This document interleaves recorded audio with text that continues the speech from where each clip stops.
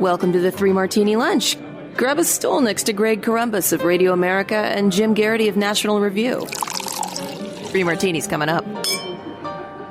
Glad you're with us for the Wednesday edition of the Three Martini Lunch. It is Inauguration Day. We're brought to you today by ExpressVPN.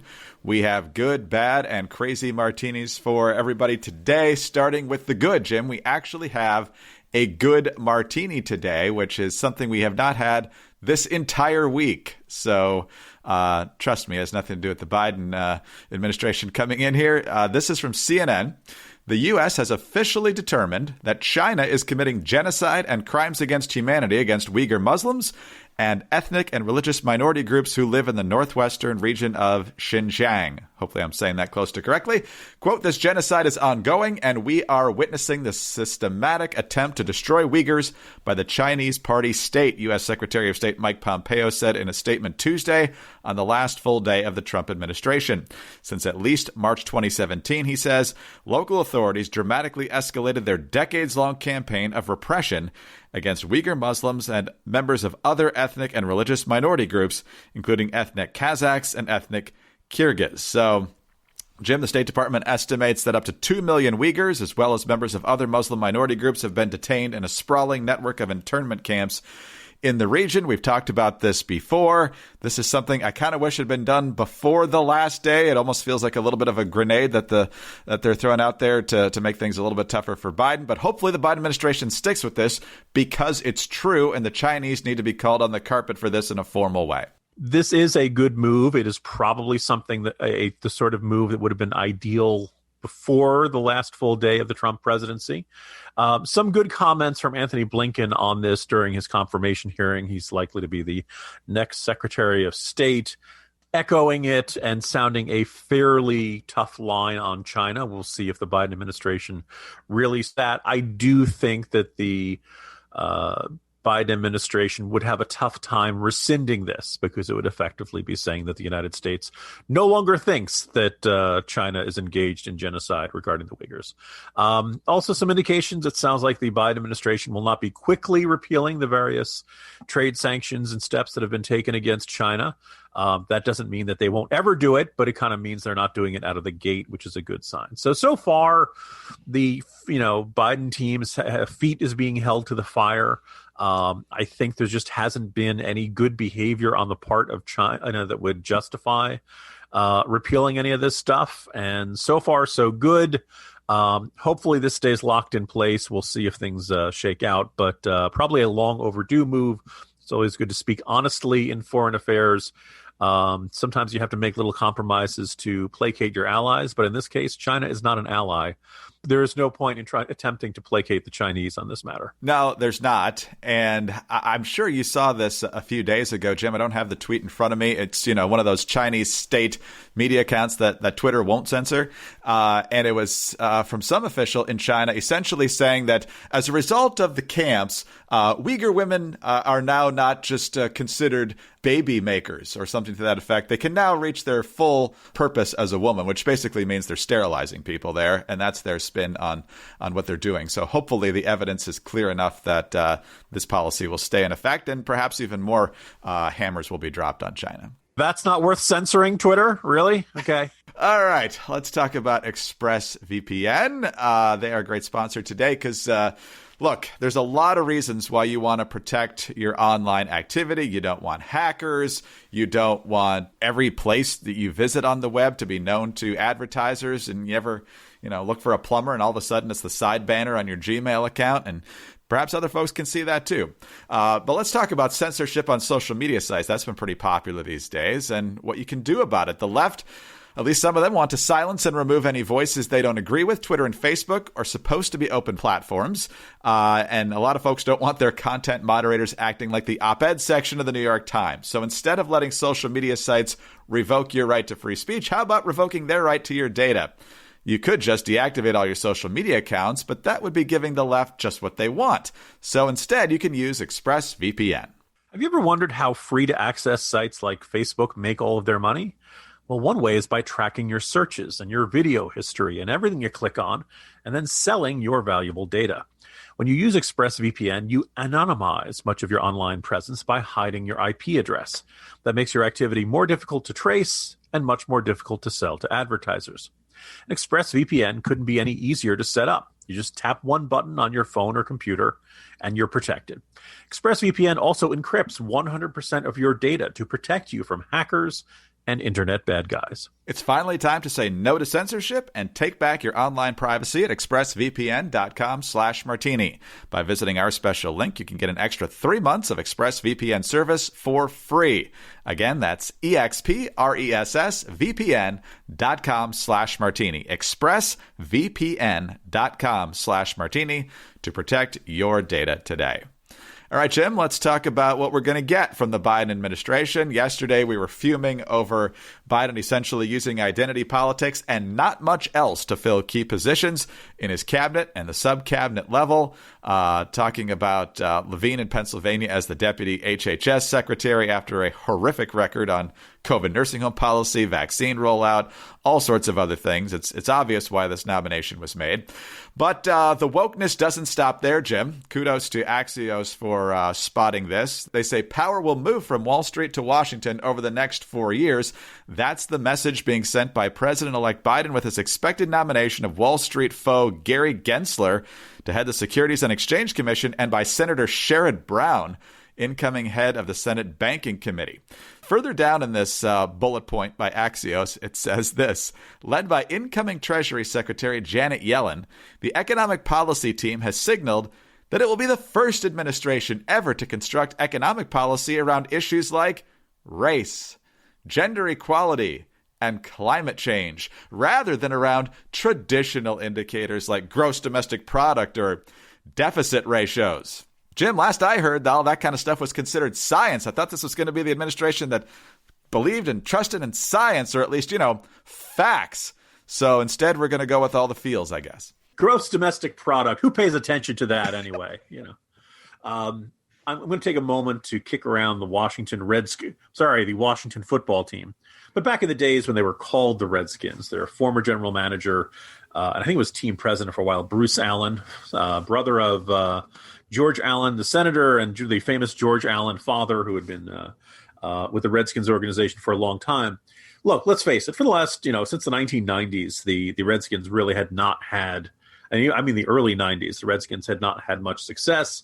And after a while, you started hearing owner Dan Snyder and Bruce Allen make this expression about how they were winning off the field. And they talk about the team's efforts with charities and community groups and teaching kids to eat healthy and exercise. That's all great. That's all fine. But nobody becomes a Washington Redskin fan because they really want to watch a professional football organization that is winning off the field. Every Sunday and on Monday nights, people pay attention to what's on the field. That's, I'm not going to say you had one job. I think all that other stuff the team does can be very important, but that's not what football fans sign up for. They want to see winning on the field, and you can't just hand wave that stuff away. That's really the primary job. All the other stuff is good, but you can only excuse bad seasons and losing seasons for so long by insisting about, look at all the stuff we're doing off the field. Well, when at some point in the near future, if I hope the economy thrives in the years to come, I hope we all enjoy good times and peace and prosperity. But if we don't, I don't want to hear incoming Treasury Secretary Janet Yellen or anybody else in the Biden administration say, look, the gross domestic product numbers are bad. The deficit ratios are bad. But look at how we're doing in regards to race, gender equality, and climate change. Now, I want to see gross domestic product going up. I want to see the deficit going down. I'm not getting my hopes up very high. This whole idea of, look, we're doing bad by the traditional indicators, so we're going to reinvent is just another form of excuse making. I hope this doesn't catch on, but it's something to watch in the weeks and months and years to come. Jim, based on what we've seen in personnel and policy, what would be different if Bernie was coming in? The rhetoric, that's about it. Maybe some of the staffing. Actually, so staffing would be different because Neera Tanden would not be at OMB. We'd have a more centrist voice. That's scary right there. And Neera Tanden still wouldn't be at OMB if we had won a couple of Senate races in Georgia. Big tech is censoring conservative speech, and Democrats will be controlling the White House and Congress. Hi, I'm Sarah Carter. Join me on the Sarah Carter Show, and we will dig deep into the big issues together. Look, as an investigative reporter, I'll ask the questions no one else is asking, share personal stories covering wars, the border, and the DC swamp, and bring on guests who know what's really going on. Subscribe to The Sarah Carter Show at Apple, Spotify, or wherever you get your podcasts. All right, let's talk about our final martini here now, Jim. And the first thing Joe Biden said he wanted to do when coming into the White House is we're going to deal with COVID right away. First thing, we're going to get this vaccine rollout going better. We're going to get the relief going right away. Second stimulus bill on climate change and all of our wish list is going to come out in February. We're going to get these bang, bang right out of the gate. Well, no. Jake Sherman of Punchbowl News now, used to be with Politico, says Democrats do not expect to be able to send Joe Biden a COVID relief bill until early March. And I'm seeing some rumblings here. That's because the reconciliation process takes a little longer. I'm not sure why, since there's no filibuster at that point. But Jim, everything grinds slowly. And maybe this should be a good martini, given all the crap that's probably going to end up there from all the liberal interest groups and the fact that the Democrats are going to be largely the authors of this thing. But for folks actually needing relief, business owners needing relief, it's yet again a waiting game. Yeah, but, also, Greg, wait, isn't this a crisis? Weren't we told time is of the essence? We can't wait. And now all of a sudden, yeah, apparently we can wait. I mean, today's the 20th. We got 10 more days. Wait, is it 10 more days or 11 more days in January? 11, yep. 11. We got 28 days after that. So if they did it March 1st, which is as early as you can get in early March, we're looking at, 39 days. One more and it would be Lent, I guess. But, this idea, I thought time was of the essence. This was important. If you're not going to have it done until early March, well, then you might as well take the time to do it right. And we better not see any dumb pork projects or wasteful spending or ridiculous extraneous ideas that got shoved in there because this. And oh, by the way, we just did the previous COVID omnibus bill just in December. It's not like it was a long, it wasn't, not everybody got what they wanted in this. And yes, Democrats now control the Senate. They're going to have a little more leverage of this. But the whole idea, are we going to be hearing, Greg, the media lamenting that the Biden administration agenda is stuck in the mud, that Democrat-controlled Congress can't do their jobs, they can't pass legislation, they can't, take care of the American people the way they need to? This is a crisis. This is a pandemic. American people are struggling. The economy is still in a long climb out. Well, we're not going to hear any of that. It's all going to be seen as just a normal process of the difficulties of passing legislation. Funny how that changes so quickly, Greg.